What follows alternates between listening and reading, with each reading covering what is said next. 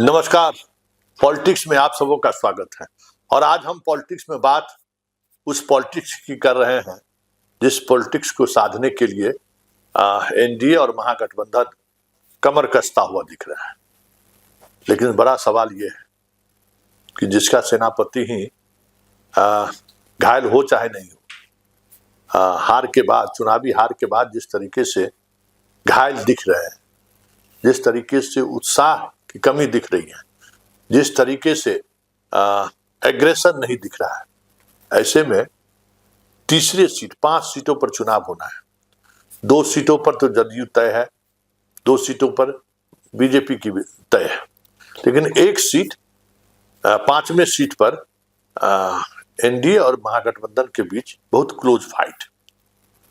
महागठबंधन को 3 चाहिए और एनडीए को 4 चाहिए। लेकिन बड़ी बात यह है कि जिस गठबंधन का सेनापति हार के बाद इस तरीके से सदमे में चला गया है कि अभी आज सार्वजनिक तौर पर उनकी उपस्थिति गाहे बगाहे देखी जा रही है।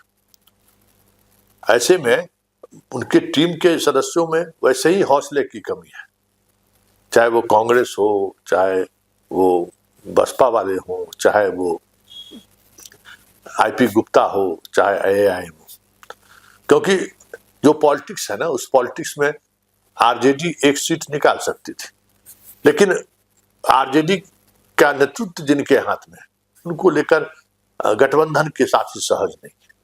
फिर आप जिसको बनाना चाहते हैं और जो आप जिस तरीके से बनाते आ रहे हैं, उसमें न पार्टी कार्यकर्ताओं का आप कभी ख्याल रखे हैं और ना ही सामाजिक समीकरण या आपका जो वोट समीकरण है उसका आपने ख्याल रखा है। आप ऐसे लोगों को तवज्जो दिए जो पार्टी को दूसरे तरीके से लाभ पहुंचा सकता है। और इस बार वो तमाम लाभुक की कुर्सी खतरे पर है, चाहे सिंह जी हो, चाहे गुप्ता जी हो, कि कुर्सी खतरे पर है। उनकी वापसी संभव नहीं है। एक की वापसी होगी, लेकिन वो भी जबरदस्त तरीके से अगर फील्डिंग कर पाएगी महागठबंधन, तभी संभव है। क्योंकि महागठबंधन में कहीं ज्यादा पीछ है और आरजेडी के साथ कांग्रेस के सारे विधायक खड़े हो जाए कोई जरूरी नहीं है, आईपी गुप्ता और बसपा वाले खड़े हो जाए कोई जरूरी नहीं है, माले और अन्य सहयोगी दल भी खड़े हो जाए तो कोई बड़ी बात नहीं है। बड़ा मुश्किल है खड़ा होना।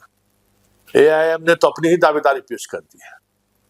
तो पहले इस पर हम चर्चा करने से पहले जितने लोगों ने अपनी दावेदारी पेश की है, एआईएम से लेके कांग्रेस से लेके सारे लोग जो अपनी दावेदारी पेश किया है, जरा उसको पहले देख लेते हैं। क्योंकि राजद के लोग कह रहे हैं हमारी पार्टी से तय है कि एक लोग तो जाएंगे ही जाएंगे। अच्छा, प्रयास हम लोग भी करेंगे, कांग्रेस भी प्रयास करेगी कि हमारा आदमी राज्यसभा जाए।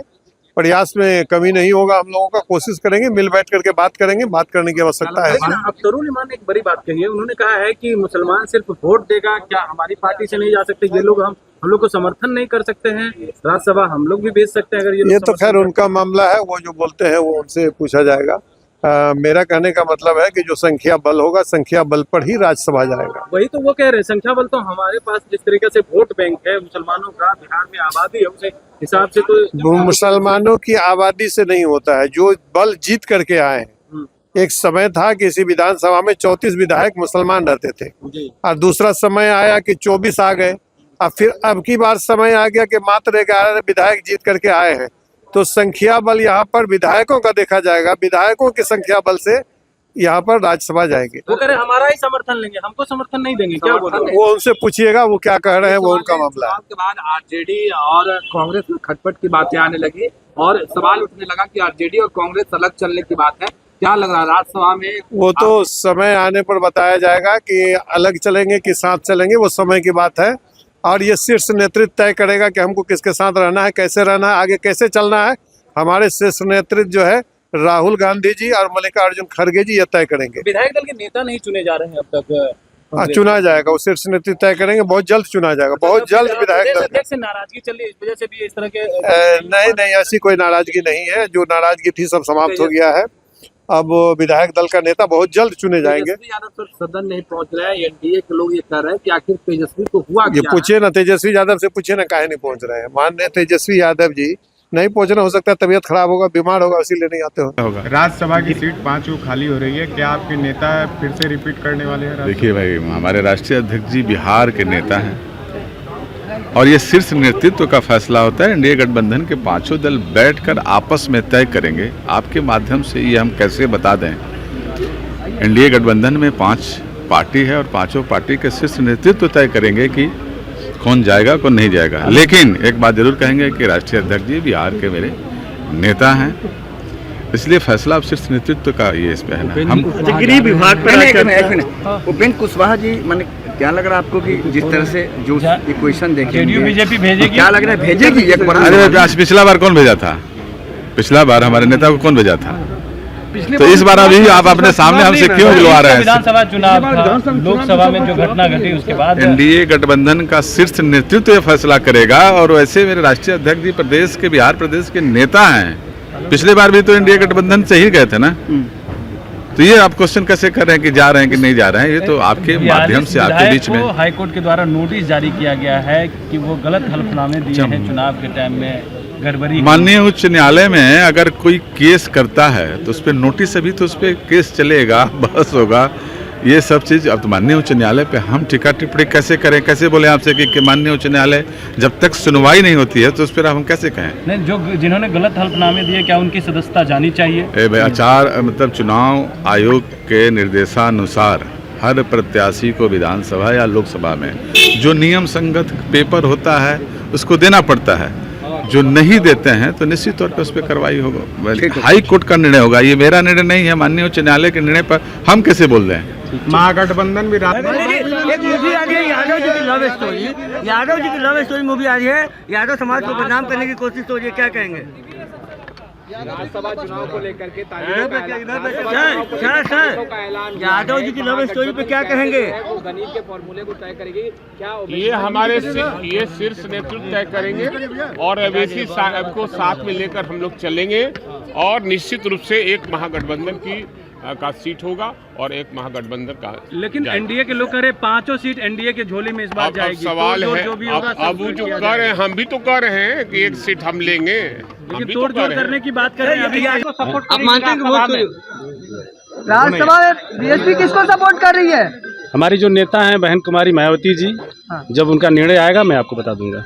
घटनाएं हो रही हैं, अभी पटना की जो घटना हुई नीट की छात्रा के साथ जो हुआ, और अभी तक जो है प्रशासन द्वारा इस केस को न कोई गिरफ्तार हुआ न ही कोई, मतलब इसलिए लाइन ऑर्डर तो फेल है सर। तो आपने देख लिया, ये दावेदारी तो पेश हो ही रही है, लेकिन जिसके हाथ कमान है महागठबंधन की, उसकी पार्टी जिस तरीके से चुप है, भाई वीरेंद्र के सहारे जिस तरीके से सियासत साधने की कोशिश हो रही है, लगता नहीं है कि आने वाले समय में इनके लिए सिर्फ राज्यसभा सीट ही नहीं, कई और ऐसे मसले और मुद्दे हैं जो इन्हें परेशानी में परेशानी में डाल सकता है। जो 5वें उम्मीदवार अगर आरजेडी उतारती है तो ये तय मानिए कि उनकी भद पिटेगी। आरजेडी के अंदर से क्रॉस वोटिंग हो जाए तो कोई बड़ी बात नहीं होगी। इसलिए तेजस्वी 5वें सीट पर को लेकर हमें लगता है कि बच रहे हैं, परहेज कर रहे हैं। खैर सवाल वो नहीं है, सवाल ये है कि 5 सीटों पर जो चुनाव होना है उन 5 सीटों पर कौन कौन लोग प्रबल दावेदार हैं। बीजेपी के पास कौन 2 चेहरा होगा। हालांकि अलग अलग जाति समीकरण वाले लोग अपने अपने तरीके से दबाव बना रहे हैं, अपने अपने तरीके से दावेदारी पेश करने की कोशिश हो रही है कि विवेक ठाकुर हटे तो फिर उनके जगह कोई भूमियार का होना चाहिए। ये सब बातें हो रही है, लेकिन 2 सीट नितिन नवीन के बारे में कहा जा रहा है कि वो विधानसभा में बने रहेंगे, लेकिन राष्ट्रीय अध्यक्ष होने के बाद विधानसभा के सदस्य होने या नहीं होने का मतलब क्या है? क्यों वो विधानसभा सदस्य उनको पार्टी आलाकमान बनाए रखना चाहती है? राज्यसभा भेजकर उनको राष्ट्रीय फलक पर अगर मंत्री बना दे या मंत्री नहीं भी बनाए तो एक राष्ट्रीय फलक पर एक रहने, दिल्ली में अपने तरीके से रहने की व्यवस्था तो हो जाएगी, वहां वो राजनीति तो कर पाएंगे कि भाई राज्यसभा सदस्य है। लेकिन खबर आ रही है कि पार्टी नहीं चाह रही है, तो फिर पार्टी 2 किसको चाहेगी, ये देखना दिलचस्प होगा। खबर ये है कि इस बार अति पिछड़ों पर जदयू की तरह आपको ये भी भाजपा भी दाव लगाते दिख जाए तो कोई बड़ी बात नहीं। वैसे रामनाथ ठाकुर का जाना तय है, हरवंश जी पर प्रश्न चिन्ह खड़े हो गए। और आरजेडी का अगर उम्मीदवार उतारते भी हैं, अगर पैसे वाले उम्मीदवार उतारे तो महागठबंधन के लोग के विधायक भी सबसे पहले पैसे के लिए ही आगे बढ़ जाए तो ये भी कोई बड़ी बात नहीं है। इसलिए तेजस्वी की अग्नि परीक्षा है, सर मुड़ाते ओले गिरे वाली बात है। 90 दिन तक 100 दिनों तक कुछ भी नहीं बोलने की कसमें खा रखे थे, लेकिन जब 100 दिन पूरा होके जब वो बोलने का उनका समय आएगा, उसी समय राज्यसभा का चुनाव होगा। और राज्यसभा चुनाव में हॉर्स ट्रेडिंग तेजस्वी रोकने में कामयाब नहीं होगी, ऐसा विधायकों का भी मानना है। तो फिर उस चुनाव का मतलब क्या है महागठबंधन के लिए, जब पार्टी के नेता ही ये मान रहे हैं कि बहुत कुछ कंट्रोल में नहीं है, बहुत कुछ ऑन द लाइन नहीं है, तो फिर क्या ये मान लिया जाए कि तीनों के तीनों सीट, मतलब 5 का 5 सीट एनडीए के हाथों में जाएगा।